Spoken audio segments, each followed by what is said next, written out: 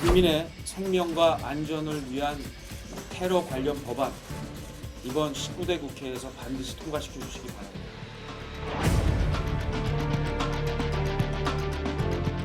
한깨기 행태에 끝내 시급한 민생 법안 처리가 무산되고 말았습니다. 청와대가 저희가 일방적으로 일정을 정한 법들이 처리되지 않자 입법 기능 포기 운운하면서 국회를 낸 비난의 성명을 발표했습니다.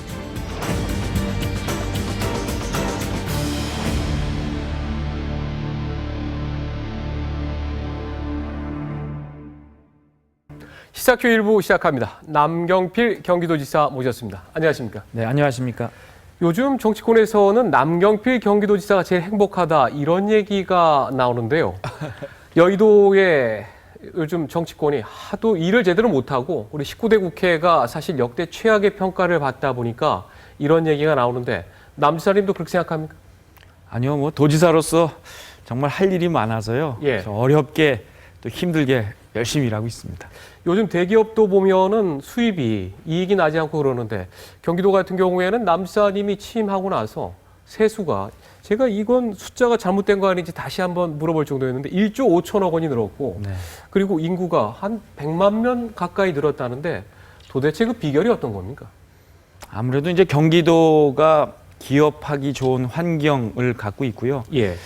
또 하나 뭐 조금 자랑하자면 뭐 연정을 통해서 정치적인 불확실성이 없어지고 안정감이 드니까 예. 기업 투자가 늘고 그러면서 일자리가 늘어나고 작년에 이제 전국에서 만든 일자리의 절반을 경기도에서 만들었거든요. 네. 아무리 이러다 보니까 이제 세수도 늘고 일자리 늘면 인구도 늘고 이렇게 좋은 뭐 선순환이 지금 계속되고 있는 것 같습니다. 네, 연정 얘기를 지금 꺼내셨으니까 그 얘기부터 좀 먼저 가도록 하겠습니다.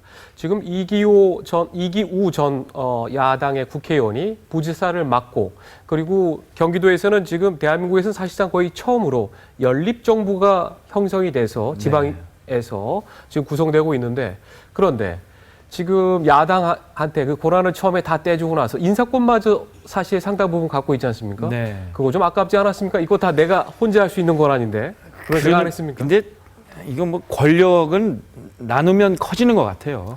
권력은 나누면 커진다. 그리고 네, 저희 도의회는 굉장히 협력이 잘 됩니다. 예, 그래서 예산 또 법안 정책 이런 거에 있어서 예, 논쟁도 치열하게 하고 견제도 하지만 필요할 때는 딱딱 처리를 해주시기 때문에 예.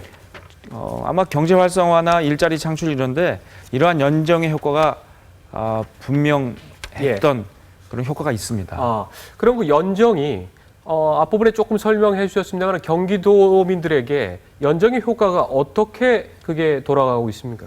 그러니까 경기도의 정책의 딱 목표는요. 네, 일자리 넘치는 안전하고 따뜻한 경기도인데요. 일자리가 넘치는 그래서 안정되고 따뜻하다. 그렇습니다. 네, 근데 그 세 가지 이 분야에서 작년에 그러니까 올해죠. 저희가 그 정부로부터 모두 다 1등 대상을 받았습니다. 예, 일자리 문제, 안전 문제, 네. 주거복지 문제.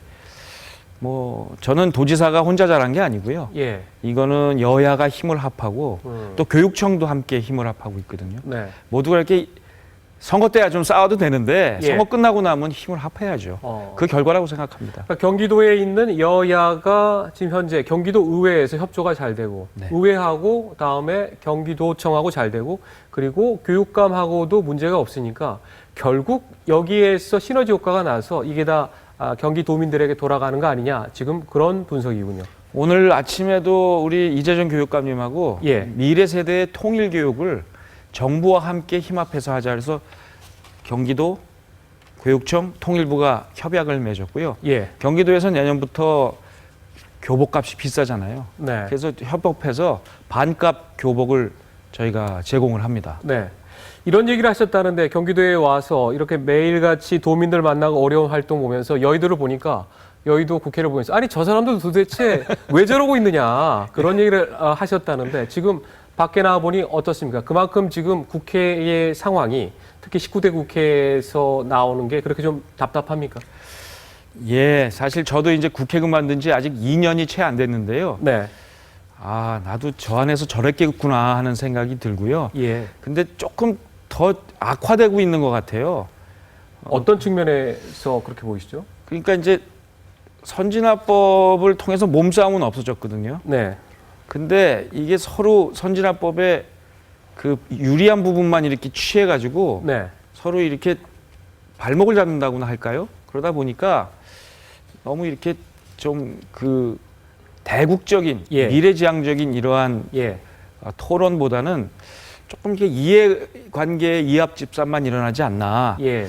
그래서 선진화법을 만들었던 사람의 한 사람으로서 네. 이제는 좀 선진화법도 조금은 좀 고칠 필요가 있다는 생각도 하게 됩니다. 아, 이전까지는 남 지사께서는 소위 말하는 그 선진화법이 그래도 이게 괜찮다라는 입장을 견지해 오셨는데, 그런데 지금까지 19대 국회에서 나온 양상을 보고 아, 이거는 이제 좀 바꿀 필요가 있다, 이런 판단을 하신 거군요. 그러니까 선진화법의 기본 정신은 저는 지금도 유효합니다. 그리고 몸싸움하는 국회는 안 되죠. 예.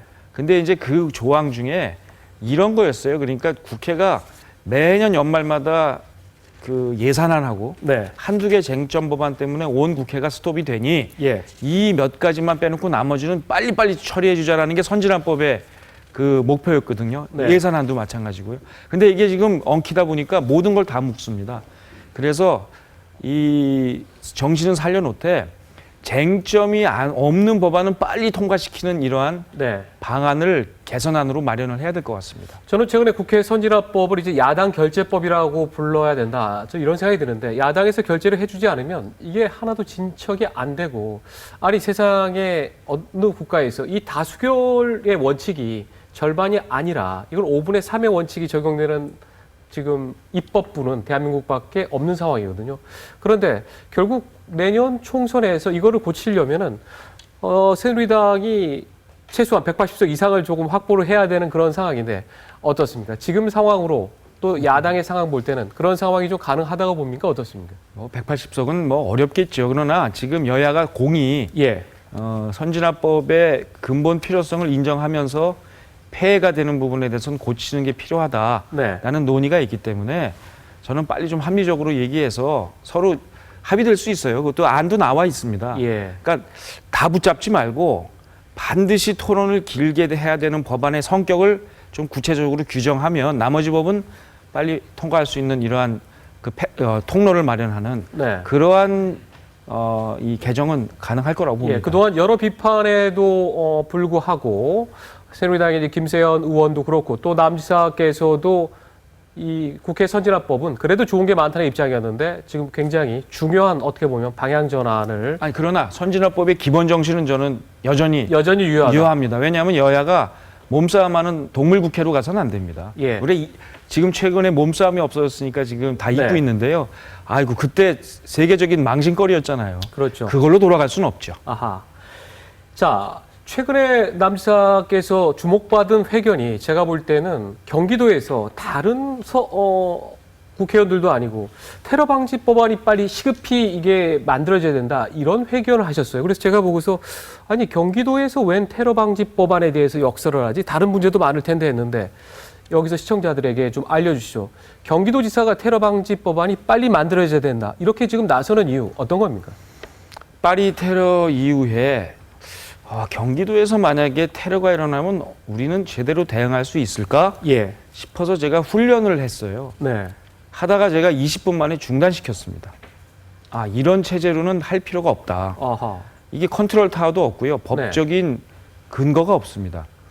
이게 아마 제가 생각하기에는 86, 88 아시안 게임 올림픽을 위해서 예. 82년도에 만든 것 같은데요. 네. 대통령 훈령밖에 없습니다. 아하. 33년 동안 지금 이게 방치되고 있거든요. 그러니까 테러가 딱 터지면 누가 어떤 역할을 하고 기초단체장은 뭘 하고 국정원은 뭘 하고 경찰은 뭘 하고 하는 것들에 대한 규정이 없기 때문에 누구도 나설 수가 없는 거죠. 모법이 없다는 거군요. 뭔가 토대가 되는 게 하나 있어야지만 그 위에 집을 세울 텐데 지금 그런 조치가 전혀 안 돼 있다는 그런 말씀이죠. 누가 책임자인지 모릅니다. 음. 그러니까 이게 저는 그걸 하면서 딱 느낀 게 이거 만약에 테러가 터지면 제2의 세월호 사태가 오겠구나. 예. 온 국민들이 중계방송으로 보면서 우리 귀한 생명도 잃는 걸 그냥 눈으로 지켜보면서 발말 동동 구르고 했는데 테러 방지법도 지금 테러라면 그럴 가능성이 있기 때문에 전 딴 거 몰라도 국민의 안전 생명시키는 테러 방지법만큼은 예. 12월 국회에서 꼭 좀 통과해 주셨으면 좋겠습니다. 그런데 지금 12월 임시국회에서 테러 방지법이 통과될 가능성은 지금 거의 없는 것 아닙니까? 저는 뭐 또 촉구하겠습니다. 다른 건 모르겠지만. 다른 건 모르겠지만 이 예. 생명과 안전을 지키는 일에 대해서는 여야가 예. 무슨 필요가 있습니까?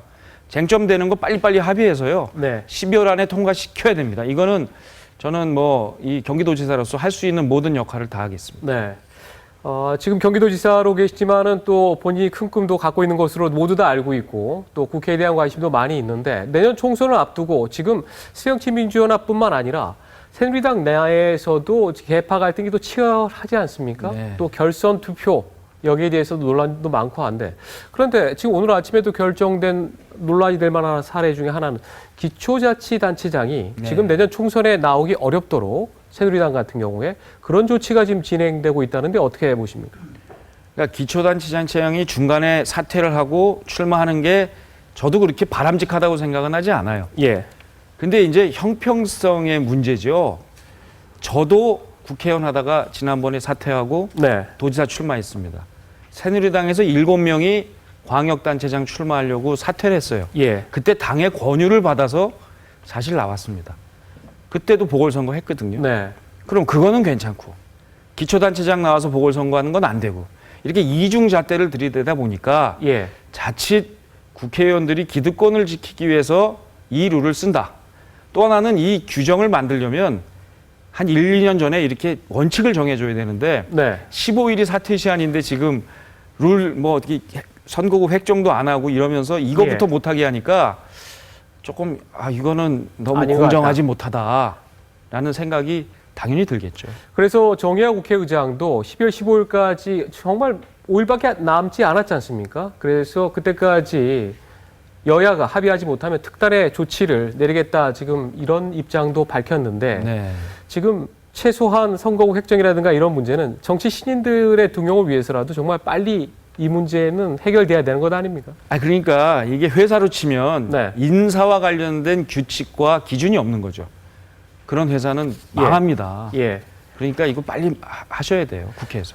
남지사님께서는 최근에 우리나라의 경제 상황과 이제 민노총의 파업까지도 여기 같은 카테고리에 묶어넣어서 보시는 분들이 좀 있던데 19년 전에 외환위기가 왔던 그런 상황하고 다음에 우리가 지금 처하고 있는 상황들이 비슷하게 전개되는 게 너무 많다고 하면서 걱정하는 분들이 많고 또 그런 칼럼도 조선일보의 강천석 고문을 비롯해서 많은 분들이 쓰고 있는데 자 현장에서 경기도 상황을 보면서 또 국가 상황을 보면서 느끼는 그런 위기의식 같은 건 어떻습니까?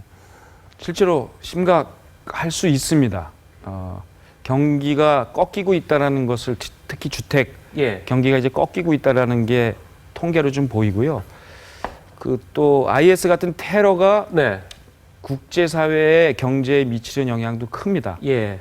또 유가가 너무 하락된 것의 영향, 뭐 중국의 성장 둔화, 또 미국의 금리 인상 이런 것들이 네. 내년 경제 녹록치 않도록 만들고 있는데 지금 가계부채는 막 부쩍부쩍 커지고 있거든요. 그렇죠. 이런 상황 속에서 우리 대한민국이 과연 경제 위기가 닥쳤을 때 이것을 뚫고 넘어갈 만한 이러한 역량이 힘이 있느냐. 있느냐, 예. 리더십이 있느냐, 저는 그 걱정이 큽니다. 네. 그런 상황에서 2016년에 어디에 좀 포커스를 맞추고 싶습니까? 지금 경기도 같은 경우에는 다른 지자체가 너무 부러워할 정도로 세수가 1년에 1조 5천억이 이렇게 늘어나고 또 인구도 많이 늘고 있는데 이런 상황 속에서 어떻게 도정을 좀 이끌고 싶습니까? 뭐니 해도 일자리입니다. 일자리를 많이 만들면 거기서 해결되는 게 많죠. 세금도 사실 더 거치고요. 그리고 국민 한 사람 한 사람이 일자리를 통해서 행복해집니다. 복지가 선순환되고요. 예. 그래서 일자리를 만드는 일에 최우선을 두겠습니다. 예. 마지막으로 요거 하나 따복이라고 한 거 이거를 하나 달고 나오셨는데 그게 네. 어떤 의미죠? 이게 따뜻하고 복된 공동체 사업의 뜻입니다. 네. 우리 사회가 이제 일자리 많이 만들고 이러면서 또 함께 따뜻하게 살아가는 네. 그러한 사회를 만들겠다는 의미에서 네. 이 따복 공동체 사업을 하고 있습니다. 따복. 이게 남경필 경기도지사의 하나의 어떻게 보면은 상징적인 그런 아이콘이라고 할 수 있겠군요. 네. 네, 알겠습니다. 네, 오늘 말씀 감사합니다. 지금까지 남경필 경기도지사와 함께했습니다. 오늘 고맙습니다. 감사합니다.